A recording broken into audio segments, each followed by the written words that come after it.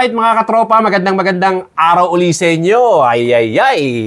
Ito ang inyong katropa sa bilyarang walang iba kundi si Oben Sena, ang marketing manager ng J-Flower Philippines. Okay, ngayon pong araw mga katropa, kasama natin si Kuya RB Tanyega, ang ating new agent at ang isang magaling na player din. Okay, at kamustahin muna natin si Kuya RB Tanyega. Kumusta ka na? Hello. Magandang hapon sa inyong lahat, Luzon, Visayas, Mindanao. At andito po tayo sa studio ng Batang Tirador. At i-explain po namin ang aming J-Flower Q. Okay, mga katropa, noong mga nakaraan ng mga napag-usapan natin yung ating decal design, ang JF1010 at ang napag-usapan natin ang white lizard at saka yung black lizard. At nabanggit na din natin sa mga katropa yung ating mga inlay design na brass baon. Inlay. Okay. Ngayon naman po ang ipapakilala naman namin sa inyo ni RB yung gamit-gamit the viral Q, yung ating the KMJSQ kung tawagin. JB Sukal Q. JB Sukal Q. So ito po ang ating the KMJSQ. Ang original name po nito is JF 2023. Kaya mo bang explain sa mga katropa natin kung ano yung specification or yung specs ng JF 2023? Okay, simulan mo Kuya RB at susundan kita. Ayan, ito po yung JF 2023 Okay. na viral na Q ni JB Sukal Q. Yeah. Nakaano na po ito, inlay. Okay. Ang design po niya. Pag sinabing inlay, hindi basta-basta inlay yan. Baon. Full inlay design. Correct, tama. Yes. At syempre meron na rin tayo ditong Extension. Ready na. Yes. At dito naman sa kanyang grip. Ito Alam mo po ba yung kung anong tawag sa grip na yan? Ang tawag dyan is cowhide. Cowhide precision, no? So, ginaya siya sa kanyang layer dito sa kanyang inlay design. Pagdating dito, inlay design pa rin. Inlay design pa rin po. At napakaganda dahil ang daming patulis. Alam mo ba, RB, hindi tao ang gumawa nito. Ano? Computer ang gumawa nito kasi diretso lahat ng design. Kasi kung manualin mong iisa-isahin yan, hindi mo kaya yan.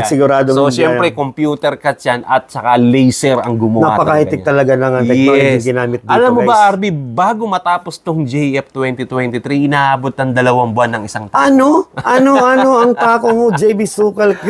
Okay. Explain din natin sa kanila kung bakit napakagaling ni JB Sukal sa kanyang tao. Yan, okay. Sige.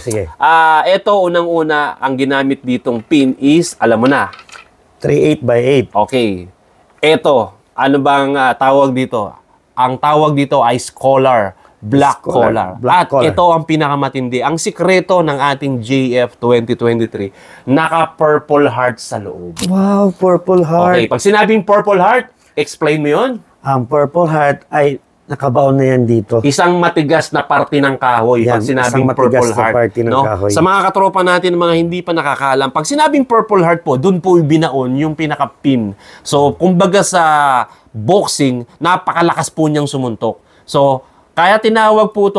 Kung napapansin nyo rin, kasi JB Sukal, kapag tumira is malakas, ang tawag doon, no fear.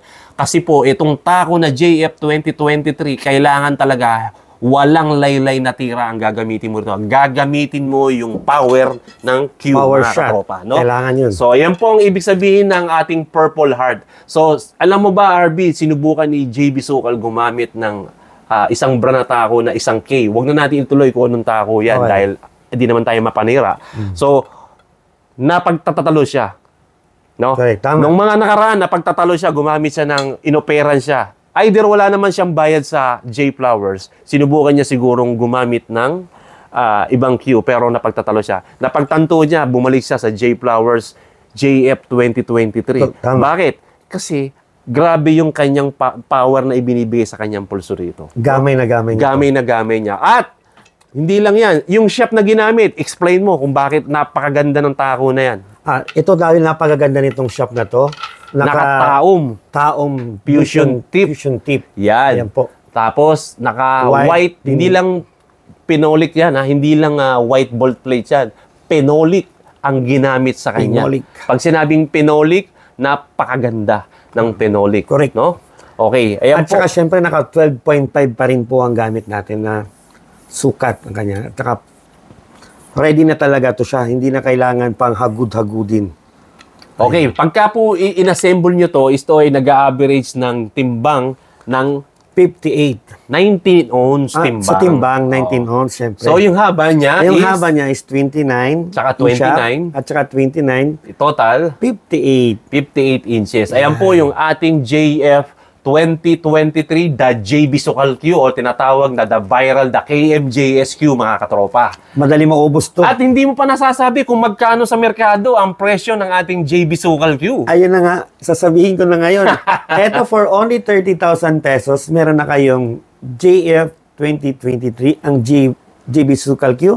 Oh. At syempre, meron na po itong package na free. Wala pa siya. Wala na siyang kasamang extension. Tinigil na ni Batang Tirador dahil po sa dami na nag-avail ng ating JB Sukal Q. Naubos na yung extension natin. Tantayin ulit natin yung promo ni Batang Tirador para po ma-update yung mga katropa kasi dati may libre siyang extension. Kaya inunahan na kita, RB. Sorry guys.